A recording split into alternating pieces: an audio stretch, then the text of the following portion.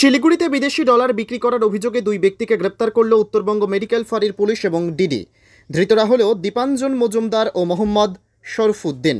তারা দুজনেই শিলিগুড়ির বাসিন্দা। জানা গিয়েছে ওই দুই ব্যক্তি উত্তর দিনাজপুর থেকে শিলিগুড়িতে পৌঁছে শহর সংলগ্ন শিব মন্দির এলাকার কদমতলায় একটি হোটেল ভাড়া নেয় এবং সেখান থেকেই 1876 ইউএস ট্রেড ডলার বিক্রির উদ্দেশ্য ছিল তাদের। পরবর্তীতে গোপন সূত্রের খবরের ভিত্তিতে শিলিগুড়ি কমিশনারেট ডিটেকটিভ ডিপার্টমেন্টের টিম ক্রেতা সেজে তাদের কাছে পৌঁছায়। এরপর দুজনকে আটক করে জিজ্ঞাসাবাদ করতেই তাদের কাছ থেকে উদ্ধার হয় 1876 ইউএস ট্রেড ডলার।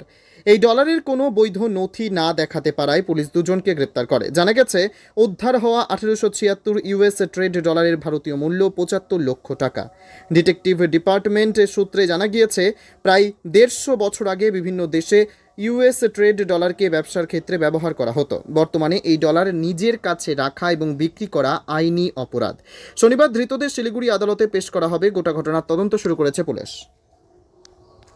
একটু বলুন তো সেটা তো আপনারা ভালো জানতে পারবেন। হ্যাঁ, আমাদের রুমে যেরকম রুম লোকে নেয় সেরকম উত্তর দিনাজপুরের লোক, এখন তার কাছে কী আছে না আছে সেগুলো আমরা সার্চ করে দেখবো না, সেগুলো পুলিশের জন্য আর গোয়েন্দা ডিপার্টমেন্ট দেখছেন যেগুলো লোকের জন্য মারা এসে তারপরে অ্যারেস্ট করেছি। কী পাওয়া গেছে, কী দেখলেন? পাওয়া গেছে আমি কিছু দেখিনি, কিছু পাওয়া গেছে ওনার কাছে। আচ্ছা, এখন কি পয়েন্ট সব কবে উঠেছিল টাকা? হ্যাঁ, তারা কবে উঠেছিল?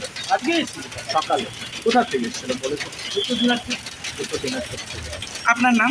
আমার নাম জয়দীপ ব্যানার্জি। তো